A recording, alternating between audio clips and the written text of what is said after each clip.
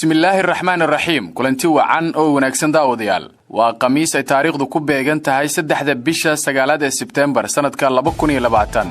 qodobada wararka maanta idin heena saaxiibayaal waxa ugu waaweyn wararkii ugu dambeeyay kulamo gooni ah oo wali ka socda filla Soomaaliya kulamadaas oo u dhaxeeyay madaxweyne Farmaajo Dani iyo Axmed Madoobe safaaradda Mareykanka oo shaacisay waxyaabihii ay ka wada hadleen madaxweyne Dani iyo Axmed Madoobe xilli safaaradda Mareykanka ay banaanka keentay xog xasaasi ah waxaan sidoo kale wararkeena ku soo qaadan doonaa maanta waxyaabihii ay ka wada hadleen madaxweynihii hore ee dalka Xasan Sheekh Maxamuud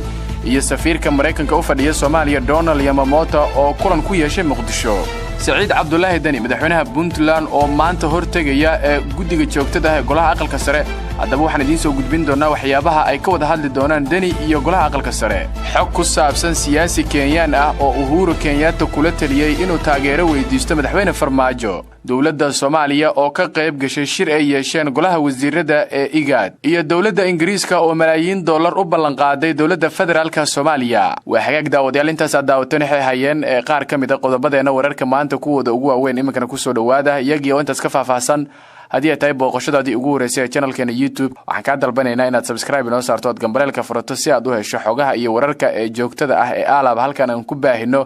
idinkuna aad ku mahadsantihiin daawashadiina muuqaalkaana like inoo saara si dad badan oo saaxiibadeena iyo kuwa kale ah ay u daawadaan mar kale kulanti wanaagsan soo dhawaada waxaan ku bilaabayaa maanta wararkii ugu dambeeyay kulamo gooni ah oo xalayto ka qabsoomay ee madaxtooyada dalka ee filla Soomaaliya saacadihii la soo dhaafay waxa xarunta ee dalka looga arrimiyo ee filla Soomaaliya ee kulan ku yeeshay ee madaxweynayaasha kale ah ee madaxweyne Farmaajo Saciid Dani iyo waliba sidoo kale Axmed Madoobe xilli ay ka wada hadleen arrimo la xiriira doorashooyinka dalka xalayto waxa si rasmi ah u furmay wada hadallada u dhaxeeya madaxweyne Farmaajo iyo madaxweynayaasha Puntland iyo Jubbaland kuwaas oo iyagu ku sugan Muqdisho Farmaajo ayaa madaxweynayaashan kala hadlay sidii loo jihayn lahaa doorashooyinka dalka ku soo wajahan 2020 xilli madaxweynayaasha Dani iyo Axmed Madoobe ay cabasho ka qabaan warmurtiyeedkii ka soo baxay shirkii Dhuusamareeb 3 ee lagu go'aamiyay nooca doorasho ee dalka ka dhici doonta madaxweyne Farmaajo ayaa warar hoose oo helayna waxay sheegayaan in uu markaasi si hoose ula hadlay madaxweynayaasha Puntland iyo Jubbaland isagoo doonayo inuu ku qanciyo inay aqbalaan warmurtiyeedkii ka soo baxay shirkii Dhuusamareeb 3 ee halkaas lagu soo gabagabeeyay halka madaxweynayaasha Dani iyo Axmed Madoobe ay si aad uga biyadiidsan yihiin waxyaabaha uu markaasi wado madaxweynaha dalka Maxamed Cabdullaahi Farmaajo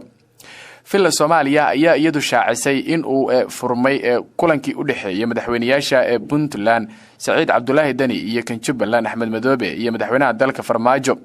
lama oga natiijooyinka ka soo bixi kara kulamadan goonida ah ee ka soconaya filla Soomaaliya waxaana xusid mudan in beesha caalamka ay sheeda ka eeganayso waxyaabaha ay isla soo hadal qaadayaan madaxweynayaasha ku kulansan Muqdisho ee kala ah madaxweynaha dalka Farmaajo madaxweynayaasha Puntland iyo Jubbaland dhinaca kalena safaaradda Mareykanka ayaa shaacisay arrimihii ay ka wada hadleen madaxweynayaasha Dani Axmed Madoobe iyo safiirka Mareykanka ee Soomaaliya Donald Yamamoto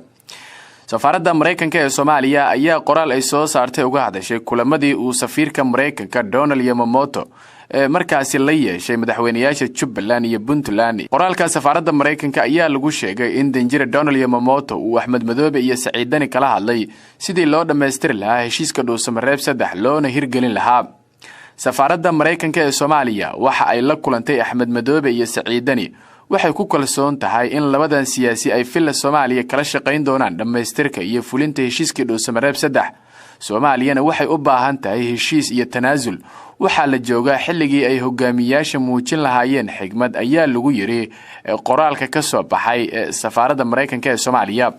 safaaradda ayaa sidoo kale sheegtay in danjire Donald Yamamoto uu markaasi wado dadaaladii ugu dambeeyay uu isugu soo dhaweynayo madaxda dawladda federaalka Soomaaliya iyo kuwa xubnaha ka dawladda dhexe kuwaas oo iyagu diidan siyaasadda madaxweyne Farmaajo waana madaxweynayaasha Puntland iyo Jubbaland kala ah Saciid Cabdullaahi Dani iyo Axmed Maxamed Islaam Axmed Madoobe geesta kalena madaxweyne Xasan Sheekh Maxamuud iyo Donald Yamamoto ayaa waxay ka wada hadleen qodobo xasaasi ah madaxweynihii hore ee Soomaaliya mudane Xasan Sheekh Maxamuud ayaa qaabilay safiirka dawladda Mareykanka u jooga gudaha Soomaaliya Ambassador Donald Yamamoto iyagoo ka wada hadlay arrimo xasaasi ah kulankan oo saacado badan qaatay ayaa waxaa diiradda lagu saaray xaaladda siyaasadeed ee dalka gaar ahaan marxaladda kala guurka ah ee haatan dalka uu ku jiro. sidoo kale waxaa kulanka inta uu socday lagu soo hadal qaaday arrimaha doorashooyinka 2020 sida lagu sheegay qoraal ka soo baxay xisbiga midowga nabadda iyo horumarka. madaxweynihii hore ee Soomaaliya ahna gudoomiyaha xisbiga midowga nabadda iyo horumarka UPD mudane Xasan Sheekh Maxamuud iyo safiirka Mareykanka u qaabilsan Soomaaliya Ambassador Donald Yamamoto ayaa kulan markaasi soo idlaaday uga wada hadlay arrimaha siyaasadda Soomaaliya iyagoona kulankooda diiradda ku saaray doorashada 2020 ayaa lagu yiri qoraal kooban oo ka soo baxay xisbiga UPD. Donald Yamamoto ayaa muddooyinkii la soo dhaafay waxa uu waday kulamo gooni ah isagoo kulan gaar ah la qaatay maalin ka hor madaxda maamul goboleedyada Jubbaland iyo Puntland Axmed Madoobe iyo Saciidani. arrimahan ayaa ku soo aadaya iyadoo haatan lagu jiro xilli xasaasi ah isla markaana laga wada hadlayo arrimaha doorashada 2020 oo nooceeda lagu go'aamiyay wajiga saddexaad ee shirka Dhuusamareeb 3 kaas oo u dhaxeeya dawladda dhexe ee Soomaaliya iyo maamulada Hirshabelle, Koonfur Galbeed, Galmudug iyo gobolka Banaadir. waxaana shirkaasi ka hor yimid Jubbaland iyo Puntland oo hadda Muqdisho u jooga sidii arrintaasi ay wada hadal uga gali lahaayeen. markaana waxaynu eegaynaa xog ku saabsan siyaasi Kenyaan ah oo madaxweynaha dalkaasi Uhuru Kenyatta kula taliyay inuu taageero weydiisto madaxweyne Farmaajo. siyaasi Kenyaan ah ayaa ugu baaqay madaxweynaha dalkaasi Uhuru Kenyatta inuu telefoon u diro madaxweynaha dalka ay dariska yihiin ee Soomaaliya Maxamed Cabdullaahi Farmaajo kadibna uu weydiisto taageero. siyaasigan oo lagu magacaabo John Mututo ayaa ahaa madaxii hore ee laanta qaran ee la dagaalanka daroogada Kenya wuxuuna si weyn u amaanay in mas'uuliyiin ka tirsan wasaaradda caafimaadka dowladda Soomaaliya ee maxkamad la soo taagay laguna xukmay xabsiyo dhaadheer markii lagu eedeeyay inay lunsadeen hantidii loo qoondeeyo cudurka COVID-19. saxaafadda Kenya ayaa ka soo xigatay Mututo in markaasi ay Soomaaliya hadda mudan tahay ku dayasho markii ay xabsiga dhigtay mas'uuliyiintii wasaaradda caafimaadka Kenyana ay tahay inay cashar ka barato. Soomaaliya hadda waxa ayna tusisay sida dadka musuqmaasuqa ku kaca ee xadal lacagta COVID-19 loo qabtay loona xukumay. inkastoo madaxweynaha uu dadka la hadlay waxaan ku boorinayaa inuu telefoon u diro mudane madaxweyne. waxaan ognahay inaadan arrimahan raalli ka ahayn oo aad wanaag la doonayso Kenya kaliya wac madaxweynaha Soomaaliya si uu arrintan kaga caawiyo ayuu yiri siyaasigan. waxa uu sheegay in hay'adaha baarista dambiyada Kenya ay fashilmeen taasina ay tahay sababta ay kaalmada u weydiisanayaan Soomaaliya oo muujisay tusaale wanaagsan oo lagula tacaalayo dadka xada dhaqaalaha loo qoondeeyay COVID-19. Kenya ayaa waxa ka jira musuqmaasuq baahsan oo ku saabsan dhaqaalaha dawladda ugu tala gashay la dagaalanka cudurka COVID-19 iyadoona aan weli cid loo qabtay arrimahaasi aysan jirin. geesta kalena madaxweynaha maamulka Puntland Saciid Cabdullaahi Dani ayaa maanta la kulmaya guddiga joogtada ah ee golaha aqalka sare. madaxweynaha Puntland Saciid Cabdullaahi Dani ayaa waxa uu maanta kulan la yeelanaya guddiga joogtada ah ee golaha aqalka sare baarlamaanka federaalka Soomaaliya. kulanka ayaa intiisa badan looga hadli doona arrimaha doorashooyinka marxaladda kala guurka ah ee dalka uu marayo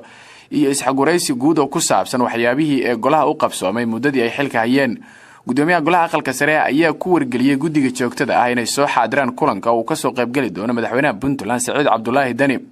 aqalka sare ayaa khilaaf xoogan waxa uu kala dhaxeeyaa madaxweyne Farmaajo oo ay hore ugu eedeeyeen in uu baalmaray sharciga dalka u yaala. Soomaaliyana waxa ay ka qayb gashay shir ay yeesheen golaha wasiirada ee IGAD. siyahayaha wasiirka shaqada iyo arrimaha bulshada ee Soomaaliya Xildhibaan Sadiq Xirsi Warfaa ayaa fogaan arag waxa uu kaga qayb galay kulan heer sare ah oo ay markaasi yeesheen wasiirada ku bohoobay urur goboleedka IGAD waxaana looga hadlay saameynta dhaqaale ee cudurka COVID-19 uu ku reebay dalalka IGAD. wasiir Warfaa oo qoraal kooban bartiisa soo dhigay ayaa sheegay in Soomaaliya ay ka go'an tahay in la dejiyo siyaasad ku aadan soo kabashada iyo abuurista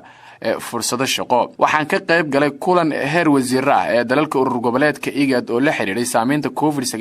ee muhaajiriinta Soomaaliya oo ay markaasi ku soo laabanayaan kumanaan barakacyaal ah ayuu dhaqaale ahaan u sameeyay. waxaana wadamada xubnaha ka IGAD la wadaagay sida ay nooga go'an tahay in aan si degdeg ah uga shaqeyno siyaasadda ugu wanaagsan ee soo kabashada iyo abuurista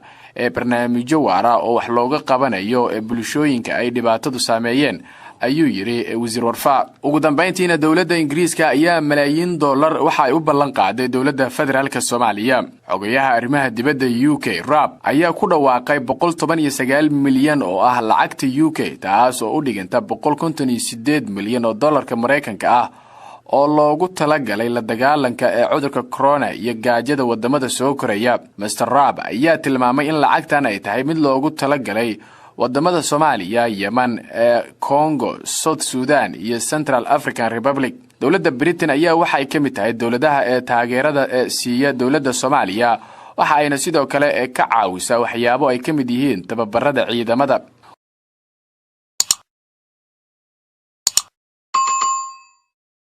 wararkan warar la mid ah intaan mar kale saaxiibayaal ku kulmi doono waa dhamaanteen isku duuban oo idinkaga tagaya sidaas iyo nabadgelyo.